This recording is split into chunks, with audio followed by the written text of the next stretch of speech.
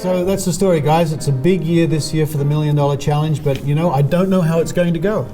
Well, no matter what, nobody's going to win. Yeah, we can't let them win. Nobody ever wins the $1 Million Challenge. No, Richard, no. Look, man, we rig it up. It's for the best. Rig it up, but we already have it worked out. No, we rig it up so no one can win. It's a rig job. Yeah? Steve, what do you think? This is that guy who thinks he can make people pee. That guy? Pee, yeah. I think. I got it. Okay, let's do this. Don't worry, guys. I got it all worked out. Ready? Excellent. Listen to this. First, we're going to get a group of volunteers, like 40, 50 people. Right? They're the subject. Okay. Yeah. All right, group of volunteers. Got it. Divide them randomly into 2 groups. Randomly? Yes. Yep. So that they're equal groups. Yep. Right? The first group, this alleged pee psychic guy, is going to try to make them pee. Okay. Okay, got it. The second group, he won't even know they exist. They're the control group. Control group. Right? So no one's trying to make them pee. Okay. Right. Then we need some objective parameters, like they have to pee within 10 minutes. Right. And some people have to record who pees and who doesn't pee. Okay. Right, so wait a minute. Parameters. Yeah. But the best part, Yeah. this is it. This is the special sauce. You ready? Yeah. We double blind it. Double blind! That way, the people don't know if they're supposed to pee or not. Control group, randomized double. Steve, isn't this a scientific test? Yeah.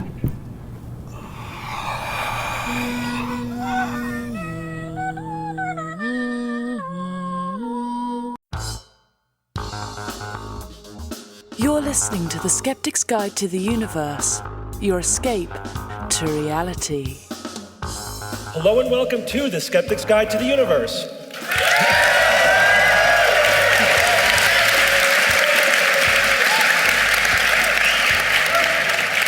Today is Saturday, July 18th, 2015, and this is your host, Stephen Novella. Joining me this week are Bob Novella. Hey, everybody. Jay Novella. Hey, guys. And Evan Bernstein. Viva Las Vegas. But for a while now, many of you have noticed that there's just been 4 of us on the show. And there's been some have set a hole, or at least room to expand our awesomeness, is how I like to think about it. So we do have an announcement to make. We have added our 5th permanent rogue to the SGU. And we are going to reveal them to you live here on stage at TAM 13. Now, to honor James Randi, we're going to do the reveal as a magic trick. Gentlemen, if you will. Slow.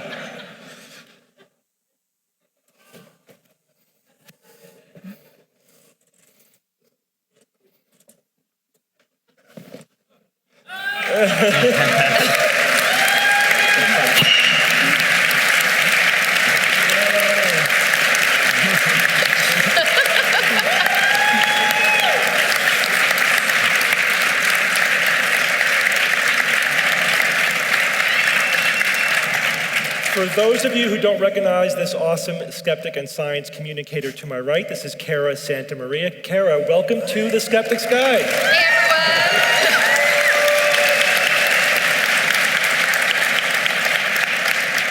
So a lot of people pointed out that the SGU could stand a little bit more diversity on the panel, which we agree with. So we decided that we really had to get somebody with tattoos. And so we now have covered the tattoo contingent. We're all set to go. Kara, tell everybody a little bit about yourself. First of all, I have to say that I am thrilled, I'm honored, I'm just over the moon and really emotional about this exciting opportunity. I'm so happy that the reveal got to happen right here in front of all of you, my friends, the skeptic community. Hi, I'm Kara. I am now the 5th rogue. That's something about me. I also host another podcast called Talk Nerdy, and I work full-time. Oh, thanks. I work full-time as a freelance science communicator, trying to kind of translate science to the public across a lot of different media platforms, television, the web, podcasting, any place I can. Any place you can. And you're doing a great job. We were actually Thank you so much. So we've conducted an exhaustive search. It really is true. We spent 6 months really carefully considering all of our options, and we had Kara on for a stealth interview earlier in the year. We had her on as a guest rogue, if you recall. It was in January, right? Yep. But we didn't tell her that she was on our short list, for the permanent position. But the chemistry was, I think, pretty instantaneous. Like, we knew that, which basically means that she could keep up with us, right? No, it means you guys could keep up with me. Yeah, right. That's what I meant. Right, so we do have a great show for you. We're going to go ahead and go right to our show. I had to show this picture. So this is in this casino. We were walking through this casino. I saw this sign which says, Las Vegas, a Review Journal poll voted best paying slots. What's wrong with this picture? What's the keyword? Yeah. What's the keyword there? Yeah, so voted? Voted. Like, what does that mean? So who voted? Yeah, what are they claiming? Forget about who voted. What are they? They're The custodial staff who voted. Now we don't have the best paying slots, but we were voted the best. But who voted is important as well, because if it's like the people I'm that work assuming here, it's the Review Journal poll. I'm assuming that. so you don't think it was rigged? Probably not. But it struck me as incredibly funny, that sort of subtle, not so subtle, deceptive advertising. Voted best paying slots. Okay. My daughter took a picture of this at the Portland Science Museum, and she had to text it to me right away because she knew that it would drive me crazy. So, even in a science museum, regional political correctness asserts itself, apparently. So this is, in the Science Museum, it says, are GMOs dangerous? Most scientists agree that the main safety issues of GMOs concern the environment. Really? I've never heard most scientists agree with that. Yep. Insect evolution superweeds and transgened plants wiping out their wild relatives are all possibilities. So, and then it goes on in that vein. So they're really struggling. They're really struggling to make semi-reasonable scientific statements with, so they're not overtly anti-science, but they're also not going to rub the local population that may, where anti-GMO sentiments predominate, the wrong way. So it really, Science Museum should have more balls, I would think, to just say it like it is rather than pandering, which, wouldn't you agree this is a bit of pandering? And which museum was this in? In Portland, Oregon. That's, never mind. Oh yeah, that makes sense. Yeah, so the obvious statement is they're riding the fence because thousands of people are moving through the museum, and they don't want to just come out and say, sorry, something you may believe is actually wrong, and the Science Museum is going to tell you it's wrong. Isn't that the point? It's actually misinforming the public because, insect evolution, superweeds, and displacing local plants has nothing to do with GM. That's what happens when you have massive farming, right? Now, it's all about how the technology is being used. Also, the superweeds is not a scientific concept. What makes a weed a superweed? Well, when you get high after one toke, that's superweed. All right. Okay. That aside. But Steve, what did they say about evolution at that museum? Did they pander to other groups? All I know is what I'm seeing on the picture my daughter sent me. But superweeds are weeds that are resistant to herbicides. Okay, yeah, if we overuse herbicides, that's like some bacteria become resistant to antibiotics. That makes them super bacteria. But the implication is there's something especially dangerous about these superweeds, other than the fact that they're resistant to a particular herbicide. But they're just weeds who now are gonna, you can't control with this particular herbicide, but it's all scare tactics. And of course, herbicides are used in organic farming also. Yes, all farming uses herbicides. So you have to. I guess we should all be scared of superweeds across farmland in America. Yeah, or you hand pull the weeds up, which actually is bad for the environment because it releases a lot of CO2 into the environment. And it's also not that practical if you're doing enough farming to feed I didn't 7 know it million released people. CO2 into the environment. Yeah. So the best Tilling and disturbing the soil. So the best way is chemical?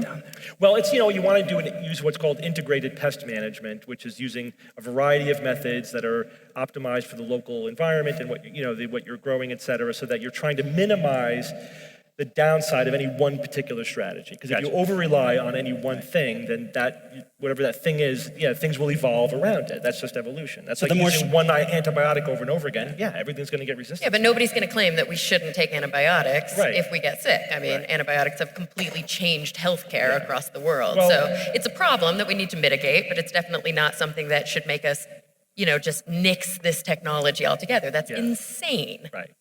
The more strategies, the better. Isn't that pretty much the bottom line? I agree with that. Okay.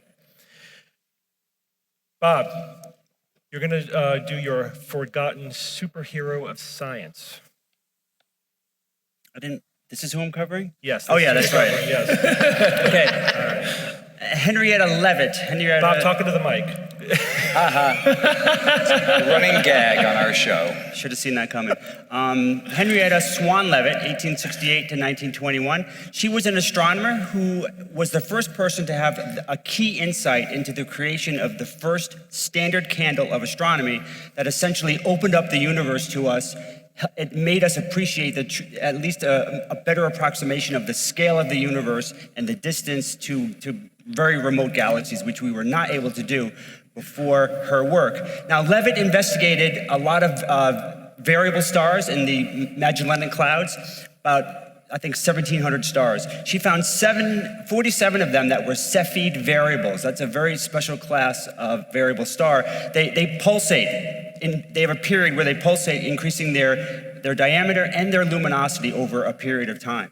Now, she was looking at their light curves, and she had this incredible insight. She realized that there was a direct relationship between the period of the pulsation and the luminosity of that star. This is the period luminosity relationship. Now, this is what helped establish the standard candle. So this is how it works. You're looking at a star, you know what the period is. You can follow the light curve, you can see it getting brighter and then dimmer, but we have no idea how far away that is. But if you know the period, that means you can determine what the magnitude, the absolute magnitude of that star, the intrinsic magnitude if you were really close to it. But you know how bright it is, right. You know how bright it looks, you can calculate how far away it is. Exactly. So you see how dim it is, you see how bright it should be if you were really close, and from there, it's a simple step to figure out exactly how far away it is. Now, that one insight led to a host of amazing discoveries. We learned the size and the shape of the Milky Way. We learned that spiral nebulae were actually, like Andromeda, were actually not in the Milky Way, but were galaxies in their own rights, many millions of light years away. Also, Edwin Hubble, he's that guy that the telescope is named after. He actually used her insight and some others to actually determine that the universe is expanding. I mean, pretty amazing stuff.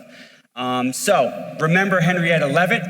Mention her to your friends, perhaps when you're discussing the kappa mechanism and non-adiabatic stellar pulsation. That just came up the other day. Yeah, it did. Over drinks. It happens.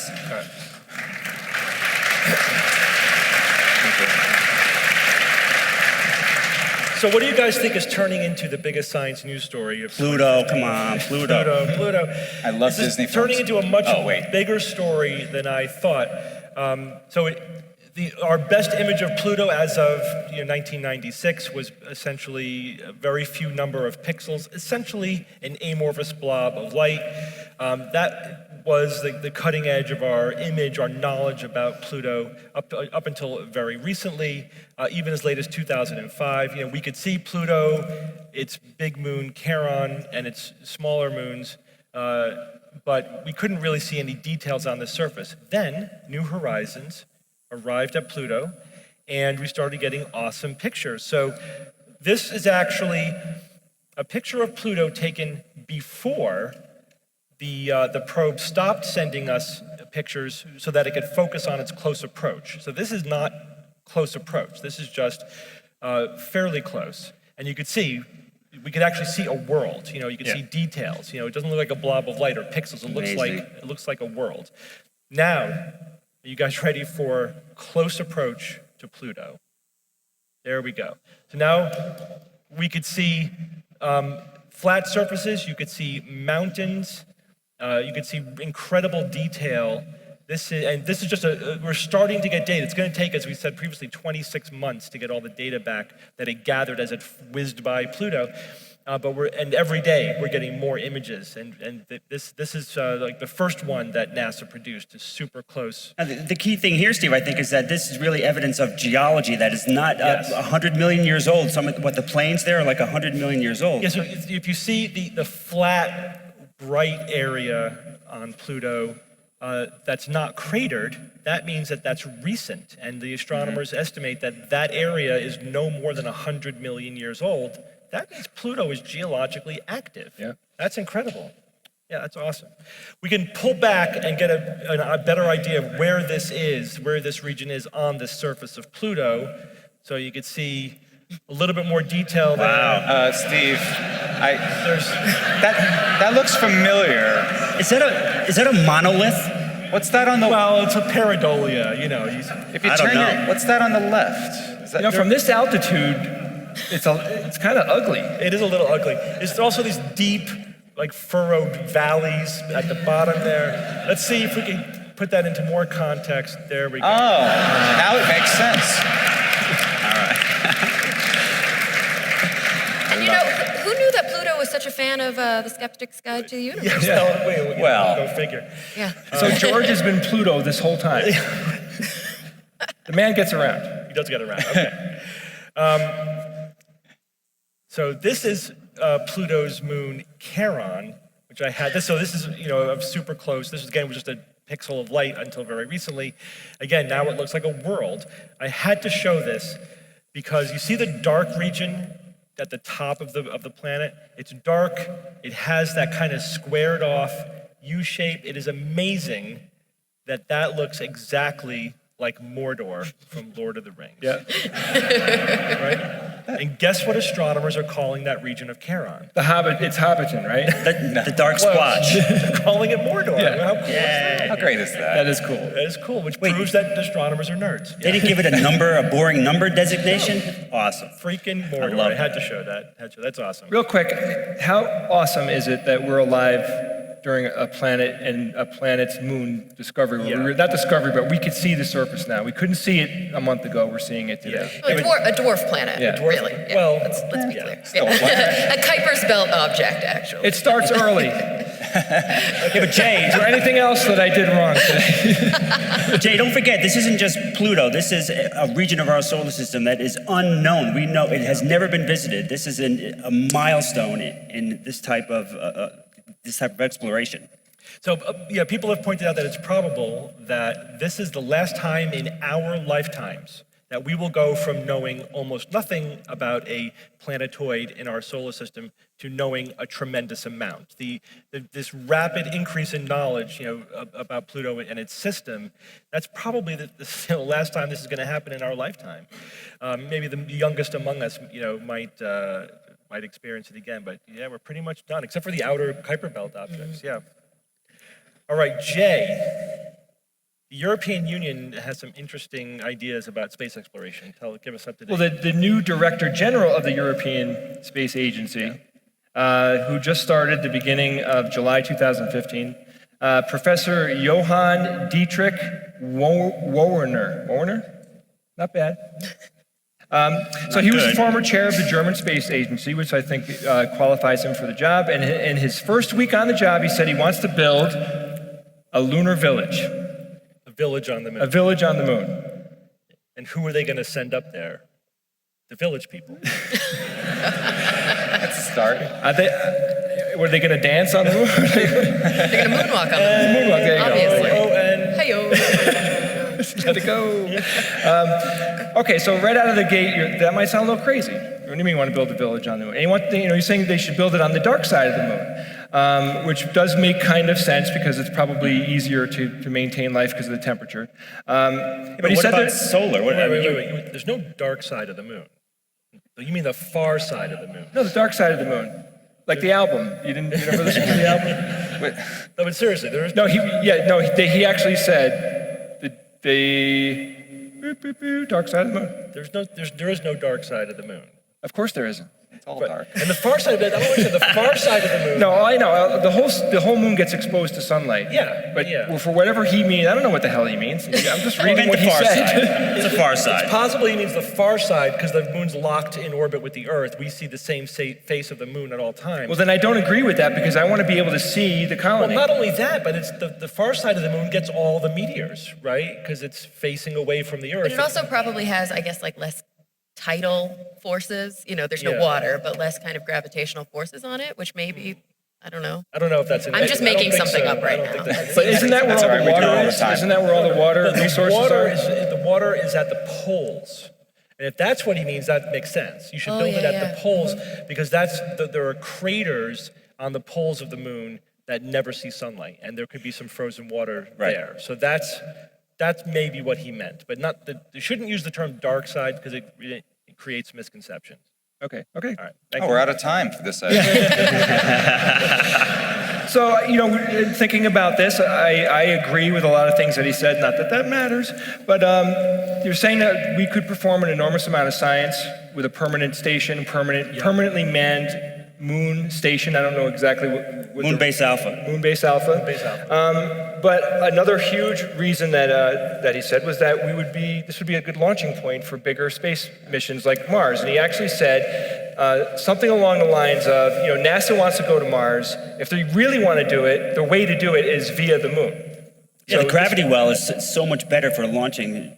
I agree with that. Yeah, Asimov said that 30 years ago, and I agreed with it then, and I still agree with it. Let's flesh out the Earth-Moon system, and then go to Mars. And then the idea that NASA also said that they were thinking about sending a 3D printer up there, right, to help build least one. tools and things that they need, which I thought was really cool. But he said, let's test all this on the moon. It's a much easier place to manage if there's an emergency or, hey, that thing broke. We could, it takes 4 days to get there. Yeah. So I think it's a great idea. Now, here's a few stats that I found interesting. So his budget as of 2015 is 4.4 billion euros, and that's pretty much equivalent to US dollars at this point with the current exchange rate.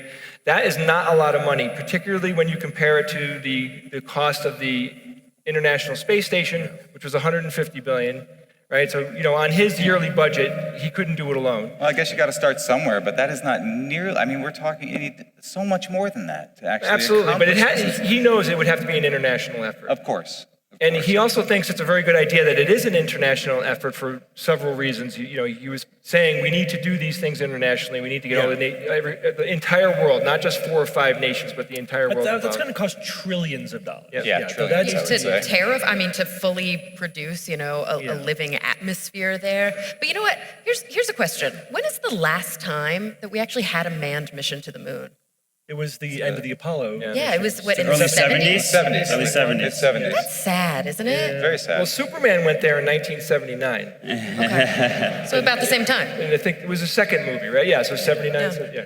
Yeah, that's strange And that we we threw all haven't, our money into the space had shuttle cause to go program. back. It's probably because it's amazingly expensive. It is. Yeah. It is. Yeah. And there was there was a political reason, if you believe the history Completely. that we went, and right now it really would be simply just for science.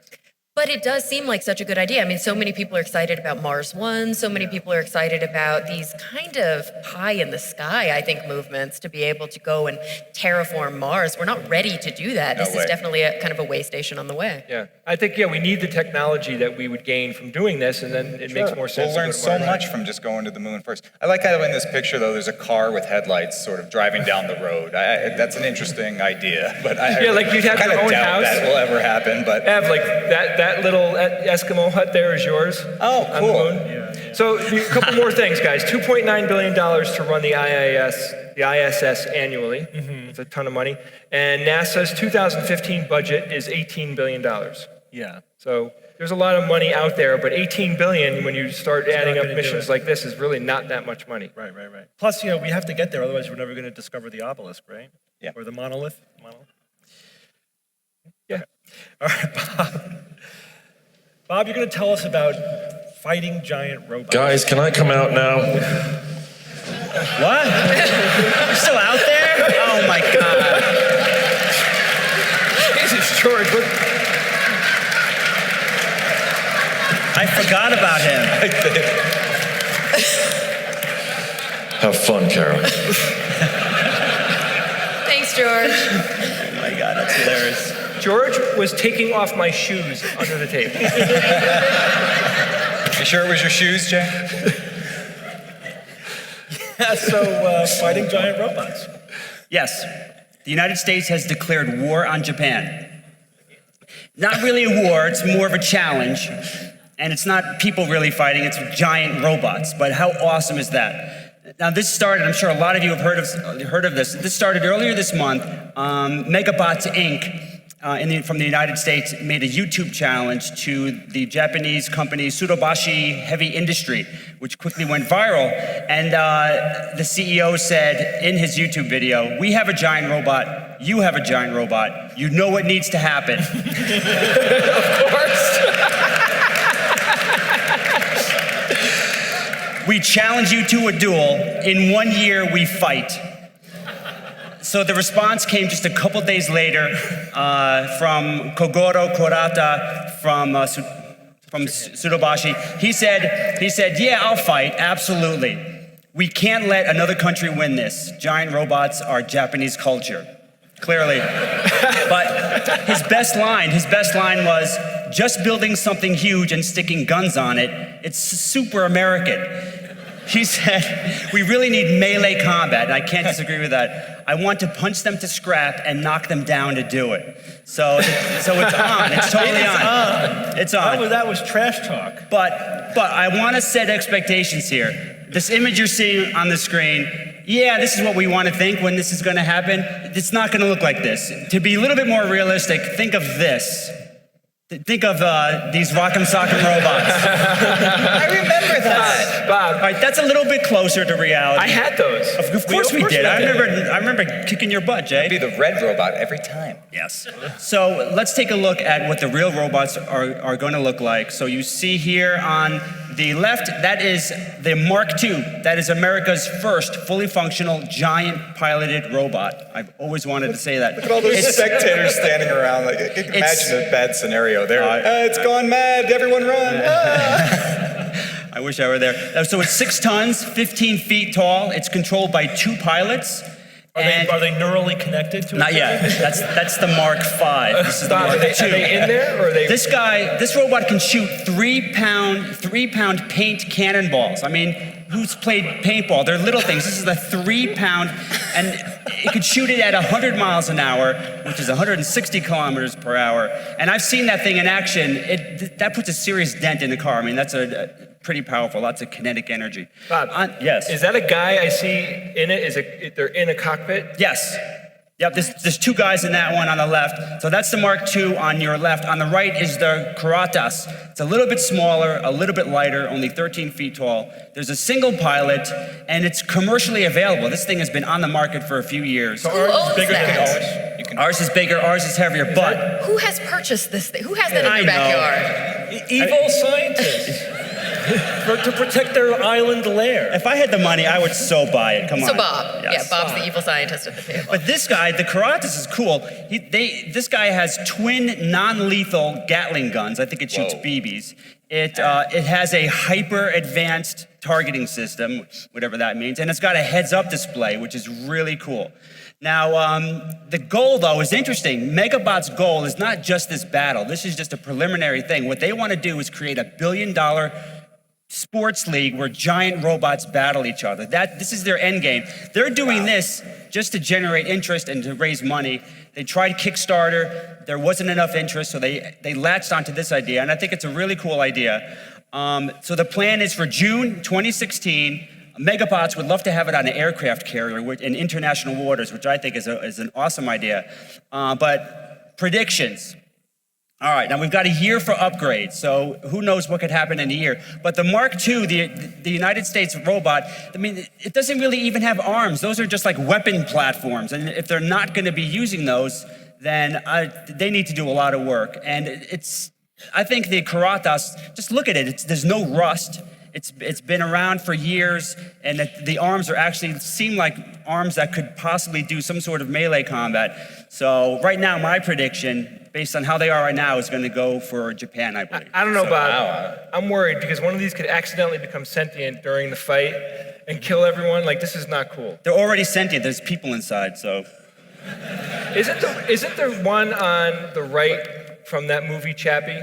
Doesn't it look like that? I just saw Chappie. That was not in the movie. If the one on the left is shooting paint, you just shoot the paint into the windshield with the Japanese robot, and the guy's not going to be able to see where the heck he's going. No projectile. And you do a flanking maneuver, game over. It's going to be all melee. It's all hand to hand, or all hand to robot hand. arm to robot arm.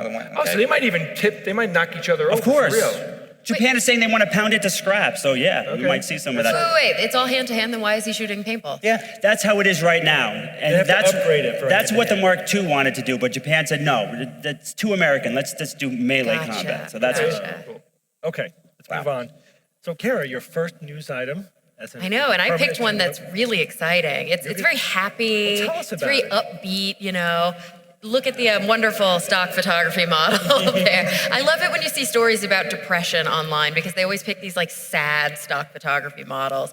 But I wanted to talk a little bit about depression. It's something that's near and dear to my heart. It's something that I talk about quite often because I deal with depression. I take medication for it. I see a therapist for it. And there's a new study actually just published this week in the Journal of Medical Internet Research. I love that that's a journal. That's so great. And what they found in this study is that there's a chance that your smartphone might be able to actually diagnose you, might be able to actually help with some treatment options because there's a very preliminary study that was done here at Northwestern at the Behavioral Intervention, the Center for Behavioral Intervention Technologies by David Moore, and kind of an ingenious idea. He was like, okay, we're all connected to our smartphones, and our smartphones have tons of sensors, like up to 40 sensors in them now. What if we use that data to try and understand behavioral patterns and see if we could correlate those behavioral patterns with, certain psychiatric symptoms? So it's a very small preliminary study, only 28 participants. There's still a lot of work to be done to make sure that it's validated. But what they found is that they could predict with up to 87% accuracy individuals who rated high on a questionnaire of depressive kind of traits, they could predict it just by looking at smartphone data. They gave them an app that looked at two really salient features. The first one was, how often is the screen on? How often are you spending time on your phone? And the next one was, how mobile are you? All of our phones are equipped with a GPS, and they found that individuals who tended to stay home significantly more often than the other group, individuals that tended to stay on their phones with the screens on significantly more often, and also individuals who kept a more erratic schedule, like they didn't go to work at the same time every day, they didn't wake up or go to sleep at the same time every day, had high levels of correlation with these depressive symptoms. So they were able to do it by looking at the data blind and saying, I would guess that person rated high, that person rated low. 87% accuracy. Yeah. Wow. That's impressive. I find this most interesting because of the app idea, this idea that our phones are collecting potentially tremendous amounts of data about us, and this is only going to get more. Imagine, in 10 or 20 or 30 years, how big data is going to completely know everything about us. Of course, we could use it clinically to our benefit. But it's also a scary. It's also a bit scary, for sure. There's a really, really great documentary by Cullen Hoback, I think, called Terms and Conditions May Apply. And that's really what it's about, is you clicking that I agree button and basically uploading your entire life to a large corporation that they can use at will for all of the different market research. I do, but I don't. No, it's pretty crazy. And there's so many sensors. I just bought this iPad yesterday. It has a barometer in it. Yeah. What? Yeah. Why do I need a barometer in my iPad? It can warn you that you're about to get a migraine. Yeah, Gotta it's know. weird.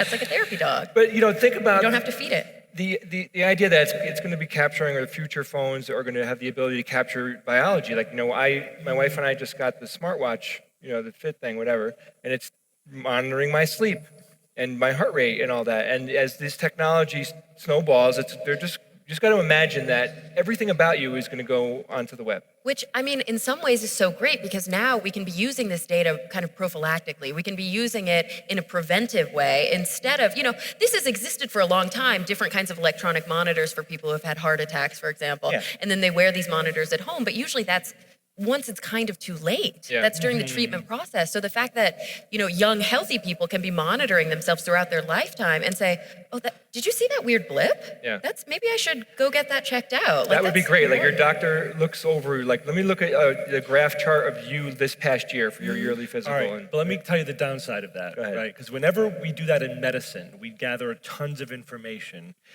At first, what we find is that it actually makes us overdiagnose stuff. And then it could actually have a net negative effect. In fact, just to give you one example, for a time, fetal monitoring was in vogue, right? So yeah, put those monitors on in the labor period, gather information about the heart rate of the baby. And then they did studies and they found that when they did that they were false positive alarms were resulting in unnecessary C-sections. And so they stopped doing it because they were gathering more data than they needed, and the false positives was making them overreact. Yeah. I just thought, well, why don't you just not do the C-sections? But it's kind of hard to stand there and watch the heart rate go down and not do something. So maybe we should just not look, which is an interesting solution. So I think that, of course, the possibilities are tremendous, but I also imagine hypochondriacs obsessing about the tiny fluctuations in their blood pressure or their pulse rate or Sure, whatever but Steve, we can't, I know that you're not saying this, but my first response to what you said is, tough shit, sorry, because there's a lot of other people. But you have to that could consider the net health effects. You're trying to make the public healthier.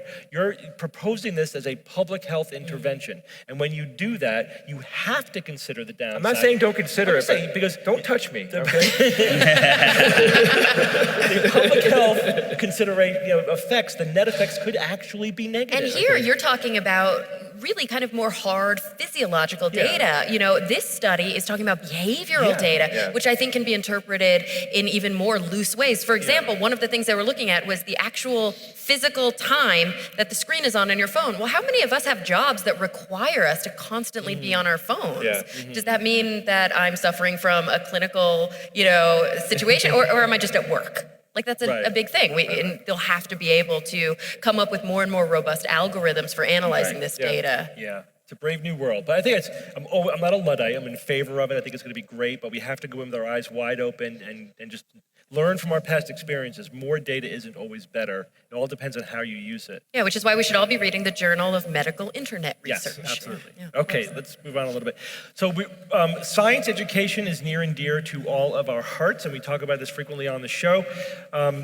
There's been a spate of editorials by the Nature Publishing Group, which includes Scientific American, talking about teaching in general, teaching science specifically, and also maintaining STEM teaching, so science, technology, engineering, and math, because it's obviously very important for our future. And essentially, the consensus of these editorials is that we're doing it wrong. We're teaching science wrong. And we know that because we've been researching it. There's a science of how to teach. There's a science of how to teach science. And essentially what they're saying is we need to bring our current teaching methods up to date with the science of teaching, which it's crazy talk. It's crazy talk. It's something I've been saying for a while. It's like, we need evidence-based teaching, essentially. So the big focus is on what's called active learning. So rather than passive learning is like you're sitting in the audience and we're lecturing to you, right? So there's a role for that, but there's limits to how much you can transmit information in this passive lecturing mode. Then the evidence shows that students learn more and do better if you engage them in an active learning process. So for example, one program that's teaching virology, actually they start the semester by giving the students a simulation of a viral outbreak. And then over the course of their semester learning about virology, they have to apply what they're learning to study this virtual outbreak, intervene, save lives, figure out what's going on, and then learn from what they do. And that was much more engaging. It was fun, and so they learned a lot more. For example, studies show that the failure rate is reduced by 20% when you incorporate active learning, and that decreased by a third, and that 20% better grades in courses that incorporate active learning. Although those are relative outcome measures, I would have preferred outcome measures that were like they performed better on some objective measure, not that just they passed the course more or get better grades, because that's like, yeah, we're going to give you better grades because we're giving you active learning. But anyway, the challenge is, of course, is not just paying lip service to this as a concept, but doing it well, doing active learning well. Clarissa Dirks, who is the co-chair of U.S. National Academies of Science Teaching Alliance, said, at this point, it is unethical to teach any other way. So those are pretty strong words. Wow. But Wow. she thinks that the evidence is such that if you're not incorporating active learning, it's so unscientific, it's actually unethical at this point. Here's a slide showing some statistics on students who enter college-level STEM courses, STEM programs. Only overall, 41% actually graduate from their STEM programs. That's a pretty poor retention rate. About half of those who leave go to another field, and the other half just leave without a degree. And you see there's a breakdown by subspecialty. Engineering has the best retention, computer science is at the lowest retention, but on average it's about 41%. Those retention is worse for women and minorities, so that's a problem as well. One of the hopes is that incorporating active learning programs will improve retention, because it'll make it more accessible. And there's a couple of interesting ideas came up when I was reading all the editorials about this. One is that as we move more to online learning, students could go online and watch a YouTube video or whatever, where they have a world-class lecturer give the definitive didactic lecture about whatever topic they want to learn, right? You don't need to have somebody physically standing in front of you in a classroom in order to receive passive learning. So universities that just provide passive learning are providing less and less of a commodity, right, to their students. They can go online and get it. Why the hell should they pay you and go sit in a classroom? So if you're going to bring students into the classroom, you've got to do stuff with them. It has to be practical. We've actually been doing a lot of this at Yale, and a lot of this, where I teach as well, shifting into more of an active learning program, because students just don't want to sit there. Also, the younger generation, they do not want to sit in a classroom and listen to lectures. They just don't want to do that. They want to consume passively online. They want to do that. They'll just say, I'll just listen to the podcast later, or I'll just, read it online. I'm not going to sit in a classroom. That troubles me. I can't. Why? That really bothers me. Why? Because, and this is just anecdotal, but I don't like the idea that they would do that and lose all the socialization. Well, they're saying that you still go to class, but while you're in class, you do the active learning. Don't bring them into class just to do what they could get online. Yeah, I mean, when I was teaching at the university level, I started as kind of a TA, and then after I got my master's, I became kind of an adjunct. Yeah. And by that point, I was able to teach lecture. But prior to that, when I was a TA, I taught the lab accompaniment to the biology courses. So kids would go and sit through the boring lecture and be really confused, and then they would come to lab, and we would integrate everything that they learned and be like, oh no, this is what it physically looks like when you do that experiment. So I definitely think that a lot of universities are on their way to do that, but they still stick with this old school, the kind of old, erudite professor stands up and lectures to a large hall. Yes. And then the young kind of grad students who don't know how to teach are the ones doing the lab. But let me bring up my final point, then we'll move on about that, is that other commenters have said that the university system is filled with professors who thrived in the passive learning model.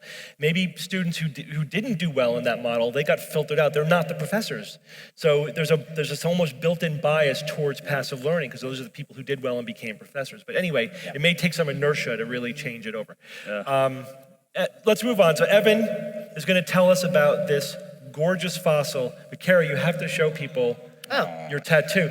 It's not the same, but It's not close. the same. It's actually she has my favorite fossil Archaeopteryx. tattooed on her Mine arm. too. I know. Archaeopteryx lithographica, specifically the Berlin specimen. Tattoo is already paying dividends, Kara. I can't believe this. Totally new species of dinosaur uncovered in China, of all places, named Zhenwanlong. And, look at this. There's the remains of it. This is paper by the University of Edinburgh and the Chinese Academy of Geological Sciences. They collaborated in publishing this paper, which appeared in the Journal of Scientific Reports. Zhenwanlong has feathers, like many other dinosaurs had, but also this one had, actual wings. Look at those, look at that. Take a look at those long wings. Yep, now look, not necessarily for flight. In fact, they think not for flight. Definitely could not fly. Maybe for gliding, though, has been suggested, but probably more for thermal protection, displaying more plumage, protecting their eggs are some of the benefits of having more feathers on your wings like that. Fossils estimated to be 125 million years old. Our colorful friend here, his remains measure about 2 meters in length, is this creature. This is a cousin of Velociraptor. Thank you, Michael Crichton, for making that a household name nowadays so that everybody knows what Velociraptor is. But what we've seen in the films Jurassic Park as a Velociraptor is really nothing like, reality, frankly, because what you saw in Jurassic Park, you had these kind of scaly, dinosaurs more like a T-Rex, but really this is a winged creature. I mean, it's more like a giant turkey. Yeah. I mean, this is a real transitional theropod bird, species here. This is like even more that we've been getting more and more feathered dinosaurs, clearly, fleshing out this evolutionary space, but this really fills in another gap, if you will, really showing this half bird, half dinosaur. It's just a beautiful, beautiful specimen. Not as far along as Archaeopteryx, because Archaeopteryx could fly. This thing can't fly. So we're just filling in this morphological space. It's so undeniably transitional. But the one sad thing about this, at the same time, stories are coming out about there's a massive fake fossil industry in China. Oh. And they're getting increasingly sophisticated. And so not that this is a fake fossil, but paleontologists have to be really on the alert for this. Because a lot of times, and which is the case here, the paleontologists aren't digging up the fossils themselves. They're buying them from professional fossil hunters. There's professional fossil hunters? Yeah. For sure. Absolutely. Yeah. Absolutely. Cool job. Yeah, right? And they're paying a lot of money for these fossils, and people think, well, okay, so they make up fake ones, and so it's a real problem. And unfortunately, that creates plausible deniability, right, to the creationists. We just say, oh, that's a fake. There's a lot of fake fossils coming out of China. Yeah, that's a bummer. But you know what? I think that there's something that would cheer me up thinking about that. Something that I've been wanting to ask for years now. Bob, can we get a quickie? Oh, okay. First quickie. You've been wanting to ask Bob that for years. For years. I had no idea. Be prepared, though. This is going to be a little quirky. Sorry, that was a lame joke. LHC researchers have announced the discovery of a pentaquark. Now, this is really fascinating. I just love this. Now, just to put this pentaquark into a little context. Bob, there's 5. Pent, Five, right. five. So yeah, as the name implies, we're talking about quarks, and we're talking about groups of 5. To put this into context, scientists theorized decades ago that the existence of quarks, you have these fractional particles called quarks, and they're bound together by the strong force. You've got, these are all hadrons. Hadrons are collections of quarks.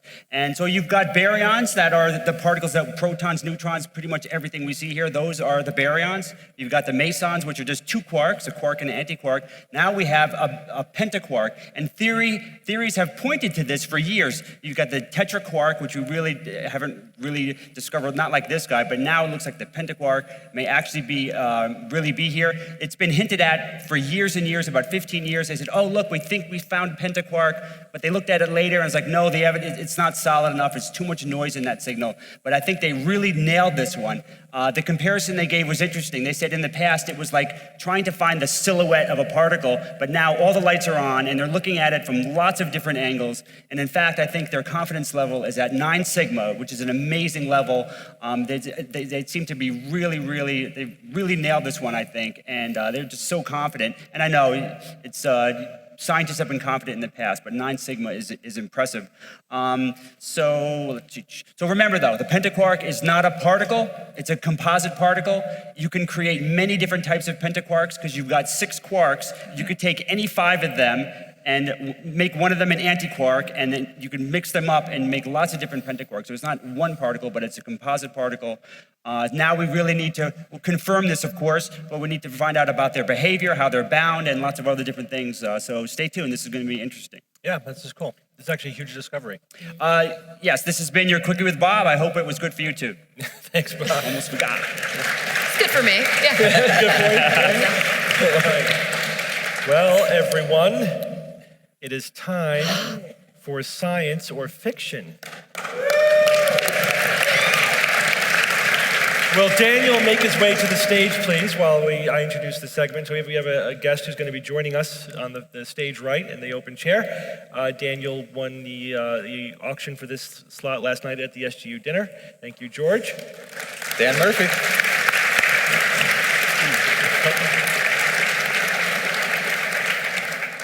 Congratulations. Thank you. Yes, I should talk into the mic. On my way over here, I needed a little caffeine. And just by coincidence, grabbed a Diet Coke that said, share a Diet Coke with a superstar. And it's Kara's first show. Yeah. So I think this is, while I'm very skeptical about this kind of thing, I think this is a sign. This is a great beginning to you here on the Skeptic's Guide. So welcome. Thank you so much. The Coca-Cola Company never lies. Yeah. All right, Kara, this starts your stats. You're at 0, 0, 0. So all right. This is for everything. You could be at 100% or 0% after today. Daniel, welcome. Thanks for joining us. Thanks again for your generosity towards the SGU and for joining us on stage. So let's read the 3 items.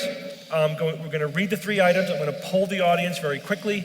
We'll get the expert opinions of our panel. We'll do another quick poll, and then we'll do the reveal. All right, so item number 1. Scientists have used metamaterials to create a prototype perfect lens 1,000 times smaller than conventional lenses with the same magnification. Item number 2, researchers have developed a light metal foam alloy that blocks gamma rays better than solid steel and X-rays almost as well as lead. And item number 3, researchers have used nanowires to increase the yield of a solar fuel cell tenfold using 10,000 times less precious metal or material. So you may notice the theme here is that this is all about material science. These are all just recent news items that happen to have that common theme. Okay, so the way it works, 2 of these are real, 1 of these are fiction. If you think the first one about the perfect, we're gonna do the single clap, George Hropp style, right? So if you think that the first one about the perfect lens is the fiction, clap now. Great. If you think the one about the metal foam blocking gamma rays and X-rays is the fiction, clap now. And if you think the one about the solar fuel cell is the fiction, clap now. All right, so I think I noticed a definite preference for the third one, for the solar fuel cell. 1 and 2 about equal. Daniel, you are our guest today. We're going to start with you. Okay. Well, for the first one... by the way, don't say if you have absolute knowledge about... don't say I read this news item. Yeah, just want to be... I have no absolute knowledge about any of these. And if you know when I'm going to die, don't tell me. I don't want to know. You're sure you don't want to know? I'm positive. Okay. All right, tell me, goddammit. Scientists used metamaterials to create a prototype perfect lens 1,000 times smaller than conventional lenses with the same magnification. That's plausible. Man, somebody's going to immediately find a way to use that in cell phone cameras because I know that that's been a frustration of cell phone manufacturers for a long time. The researchers have developed a light metal foam alloy that blocks gamma rays better than solid steel and X-rays, almost as well as lead. I don't know about blocking gamma rays. There's something about that just sets a bell off in my head. That stands out to me like a sore thumb. Researchers used nanowires to increase the yield of a solar cell tenfold using 10,000 times less precious material. Yeah, tenfold, that doesn't scare me. So I'm gonna guess number 2 because gamma rays is driving me nuts here. The metal foam alloy. Okay, Kara? I feel like that's a really good point that I'm just going to completely ignore. You're probably right. You're honestly probably right. Probably not right. But one of my best friends is an optical engineer at JPL, and I feel like if number 1 were true, I might have heard about it from her. I could be wrong. Maybe she doesn't know either. Maybe she's afraid this will screw up her latest experiments, I'm not sure, but I feel like I might have heard about it, so I'm gonna go with number 1. The perfect lens. The perfect lens. And what's a metamaterial? I don't know. So I'm just confused about number 1 in general. All right, Jay? I'm gonna say that the second one about the foam blocking X-rays is the fake, simply because, and I know I'm not an expert, of course, but the fact that it's foam, which means that there's a lot of zero space in there, that means that the radiation is not hitting anything. So the foam is less dense. I don't think that one's real. All right, Bob? Yeah, the metamaterials can do amazing things. I'm not surprised they could pull that off possibly. The nanowires, solar fuel cells, yeah, that kind of makes sense. And I'm going with the guys that the gamma ray thing doesn't make sense. If it's a light metal foam, there's just less material there, less open spaces, doesn't make that much sense. And Evan? Light metal foam's got to be the fiction for a lot of the reasons that I think Jay said. Jeez, it's not looking good for me right now. You're by yourself. Welcome to the Skeptics Guide. It could be By looking yourself very with the good for perfect you. lens. All the other people on the panel think that the gamma rays is the fiction. Let's go to the audience very quickly again. If you think perfect lens is the fiction, clap. If you think that the metal foam is the fiction, clap. And if you think that the solar fuel cell is the fiction, clap. All right, so still the audience goes for the solar cells. By a little but you bit. did convince some people to move over to the foam. So let's start with 1. No, we'll start with 3. We'll go backwards. Researchers have used nanowires to increase the yield of a solar fuel cell tenfold using 10,000 times less precious metal. The audience, the majority of the audience thinks that this one is the fiction. Everyone on the panel thinks that this one is science, and this one is science. Yeah, you better listen to the panel. For the other fiction. Or maybe not, we'll see. So solar fuel cell means that it's using solar energy to extract hydrogen and oxygen from water, right? It's not generating electricity directly. It's a way of storing the energy from the sunlight as a fuel. Hydrogen is a fuel, and because you could burn it back with the oxygen and then use that for the energy. And if we could do that really efficiently, it would be a great source of energy and energy storage. Sure. Then the coming of the hydrogen economy, right? We may Yeah. see that eventually after all, if this kind of application comes to pass. So part of the problems in the past has been that you have to use a gallium phosphide, and it's not cheap. And they have to use a lot of it. So the real innovation here, there's 2 simultaneous innovations, but using nanowires, you use a lot less, 10,000 times less gallium phosphide. So that just makes it more practical for this to be an application. And at the same time, tenfold increase in the actual amount of hydrogen that you make from the sunlight. So that is, I don't think we're there yet. I'm not saying we're there yet, but this is a pretty exciting advance. Again, there's a lot of possibilities for this type of technology. This may not be the one that hits eventually, but it's this is pretty encouraging. This is pretty encouraging. All right, let's go to number 2. Researchers have developed a light metal foam alloy that blocks gamma rays better than solid steel and X-rays almost as well as lead. The gentlemen on the panel think this one is the fiction. Carrie, you're all by yourself. Although I did say he's probably right. Think it Did qualify. Don't even start with that. You think this one is science. You're alone up here thinking that, and this one is science. Ooh, Charon. Right here. See? The can did not lie. Yes. It said superstar. Kara, Nice. you're a superstar. Clearly. I'm Thank actually you. pissed off.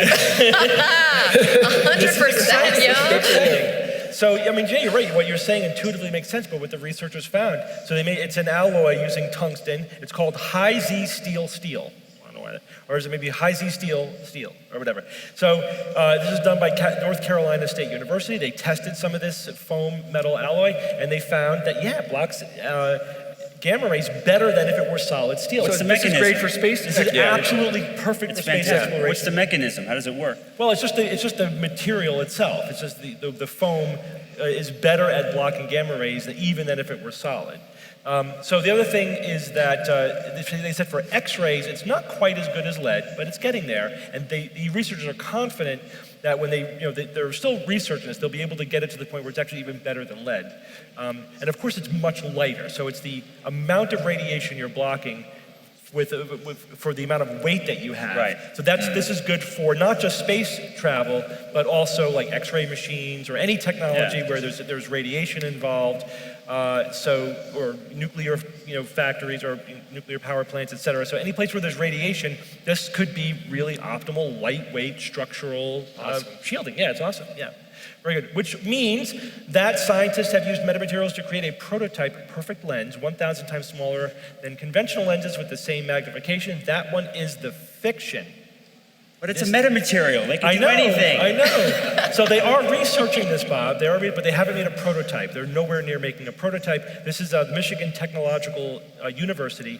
They just did an experiment where they showed that the problem with using metamaterials as a lens is that it blocks the light. So obviously it doesn't make a very good lens if the light can't make it through. So what they figured out is that if they send a light of a certain frequency through, they call that the sacrificial light wave, that gets blocked and allows the other light through. So this just makes it possible for them to develop a perfect lens, but they haven't done it yet. They don't have a prototype. They're a long way away from that. So I think you're right, Kara. You probably would have heard about it. Congratulations. Good job, Kara. Congratulations. Good job. Yeah.